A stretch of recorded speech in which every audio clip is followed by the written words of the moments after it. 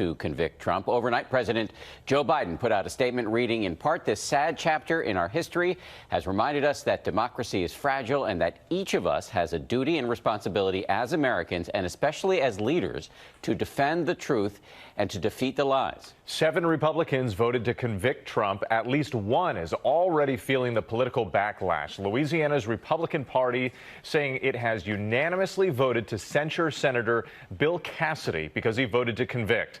ABC congressional correspondent Rachel Scott with us again on Capitol Hill with more on the historic vote. Rachel, good morning.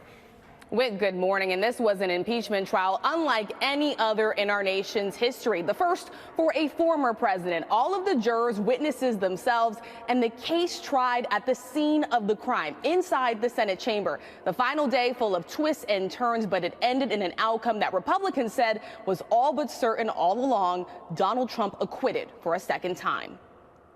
This morning, former President Donald Trump acquitted again. He is hereby acquitted of the charge. This time on the charge of incitement of insurrection.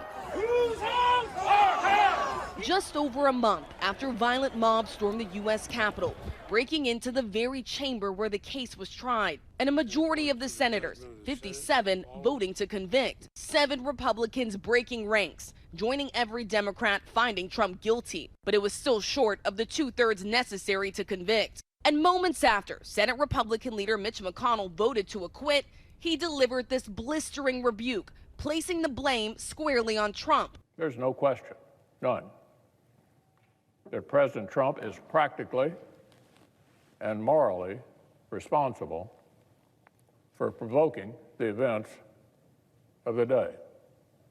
No question about it. McConnell standing by his decision, insisting trying a former president is unconstitutional. If President Trump were still in office, I would have carefully considered whether the House managers proved their specific charge.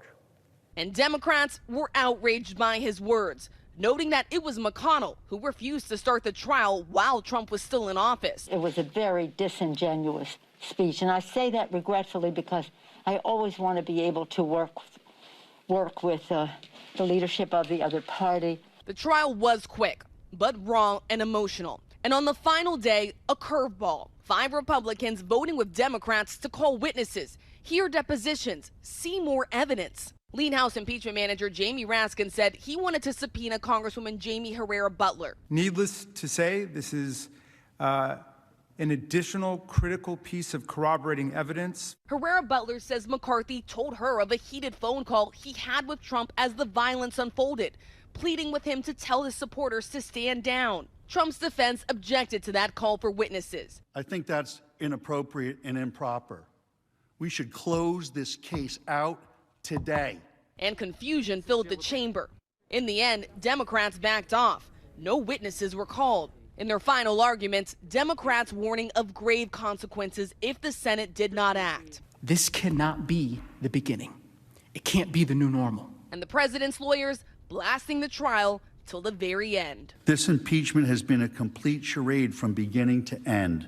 The entire spectacle has been nothing but the unhinged pursuit of a long-standing political vendetta against Mr. Trump. Never before have so many members of a president's own party supported their removal from office. In the end, 10 Republicans voted to impeach.